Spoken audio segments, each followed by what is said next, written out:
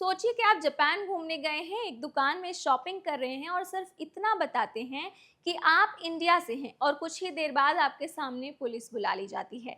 क्या सिर्फ आपकी नेशनैलिटी की वजह से आपके साथ ऐसा होना चाहिए? एक इंडियन ट्रैवलर के साथ जापान में ऐसा ही कुछ हुआ है। ट्रैवलर ने दावा किया है कि एक स्टोर में बातचीत के दौरान जब उसने बताया कि वो इंडिया से है, तो वहां मौजूद महिला ने पुलिस बुला लिया। इस घटना के बाद सोशल मीडिया पर रेसिज्म, डिस्क्रिमिनेशन और फॉरेन ट्रैवलर्स के साथ मिसबिहेवियर को लेकर एक नई बहस छिड़ गई है। लेकिन असली सवाल ये है कि आखिर दुकान में उस वक्त ऐसा क्या हुआ? क्या ये सच में जो है रेसिज्म का मामला है या फिर किसी मिसअंडरस्टैंडिंग की वजह से सिचुएशन इतनी ज्यादा बढ़ गई? चलिए जानते हैं आज की इस वीडियो में। हाय, मेरा नाम है दामिनी सिंह और आप मुझे देख रहे हैं एनबीटी टेक एड पर। सोशल मीडिया पर सामने आए ट्रैवलर के दावे के मुताबिक वो जापान में एक स्टोर पर गया था। वहां बातचीत के दौरान उसने अपनी नेशनैलिटी यानी इंडियन होने की जानकारी दी। ट्रैवलर का आरोप है कि इसके बाद उसे स्टोर की महिला ने पुलिस बुलाकर ट्रैवलर के साथ बदतमीजी की। ट्रैवलर के मुताबिक उसे ऐसा महसूस हुआ कि उसके साथ उसके इंडियन होने की वजह से अलग व्यवहार किया गया। यही बात इंटरनेट पर चर्चा का विषय बनी हुई है। हालांकि यहाँ पर आपके लिए एक बात समझना बेहद ज़रूरी है कि सोशल मीडिया पर इस तरह घटना सामने आने के बाद ये साबित नहीं करता कि घटना निश्चित रूप से रेसिज्म से जुड़ी हुई है। पुलिस क्यों बुलाई गई स्टोर में, उस समय एग्जैक्टली क्या बातचीत हुई और स्टाफ ने किस वजह से कंसर्न महसूस किया, इन सवालों का जवाब इंडिपेंडेंट वेरिफिकेशन के बाद ही क्लियर हो सकता है। जापान दुनिया का सबसे पॉपुलर टूरिस्ट डेस्टिनेशन में से एक है और हर साल बड़ी संख्या में इंडियन टूरिस्ट वहां जाते हैं।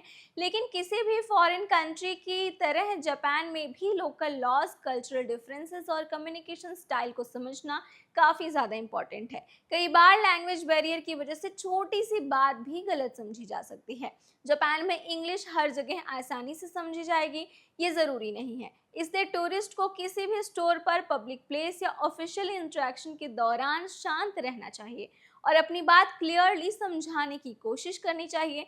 अगर आपको लगता है कि आपके साथ अनफेयर या डिस्क्रिमिनेटरी जैसी कोई चीज़ हुई है, कोई बिहेवियर हुआ है, तो सिचुएशन को एस्केलेट करने की बजाय एविडेंस सुरक्षित रखना ज़्यादा समझदारी होगी। Receipt, CCTV availability, message, witness और घटना का एग्जैक्ट टाइम जैसी चीज़ें बाद में काफ़ी यूजफुल हो सकती हैं। जब जापान को लेकर फॉरेन रेजिडेंट्स और ट्रैवलर के एक्सपीरियंस अलग अलग रहे हैं, तो कुछ लोगों को बेहद वेलकमिंग एक्सपीरियंस मिलता है, जबकि कुछ फॉरेनर्स ने अपने डिस्क्रिमिनेशन या अलग व्यवहार की शिकायतें भी साझा की हैं। लेकिन इसका मतलब ये नहीं है कि जापान में हर फॉरेन ट्रैवलर के साथ रेसिज्म होता है।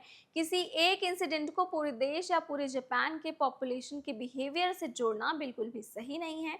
इसलिए पर्टिकुलरली केस में भी ट्रैवलर का एलिगेशन और इंडिपेंडेंटली दोनों वेरीफाइड फैक्ट्स को देखकर ही चीज़ों को समझा जा सकता है। जब तक पूरी घटना का इंडिपेंडेंट कंफर्मेशन सामने नहीं आ जाता, तब तक इसे सिर्फ एक आरोप के तौर पर देखा जाना चाहिए। अगर आप जापान जाने की प्लानिंग कर रहे हैं तो कुछ बातें हैं जो आपको ज़रूर याद रखनी चाहिए।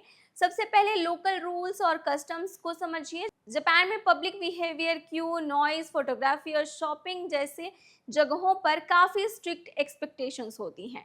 दूसरी बात, लैंग्वेज बैरियर को हल्के में मत लीजिए। ज़रूरत पड़ने पर ट्रांसलेशन ऐप का इस्तेमाल करें और इम्पॉर्टेंट इन्फॉर्मेशन भी लिख कर रखें। तीसरी और सबसे ज़रूरी बात, अगर कभी पुलिस या स्टोर स्टाफ के साथ कोई मिसअंडरस्टैंडिंग हो जाए, तो एग्रेसिव होने की बजाय कामली अपना पासपोर्ट, ट्रैवल डॉक्यूमेंट्स और सिचुएशन एक्सप्लेन करें।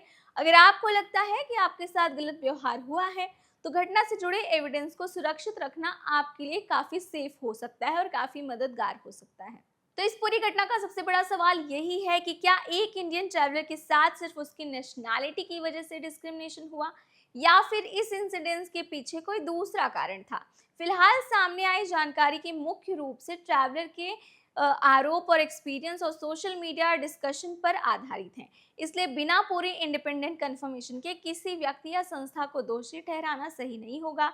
लेकिन ये घटना एक बात जरूर याद दिलाती है कि विदेश यात्रा के दौरान अपनी राइट्स जानना जितना ज़रूरी है, उतना ही ज़रूरी है लोकल कल्चर, लैंग्वेज और लॉज को समझना। अगर आप जापान, यूएसए, कनाडा, यूके या किसी भी दूसरे देश की यात्रा कर रहे हैं या प्लानिंग कर रहे हैं, तो ऐसे इंपॉर्टेंट ट्रैवल और वीज़ा और इमिग्रेशन अपडेट्स के लिए हमारे चैनल को सब्सक्राइब करना ना भूलें। साथ ही अगर आपको आज का ये वीडियो इन्फॉर्मेटिव लगा हो, काम का लगा हो, तो वीडियो को लाइक करना ना भूलें।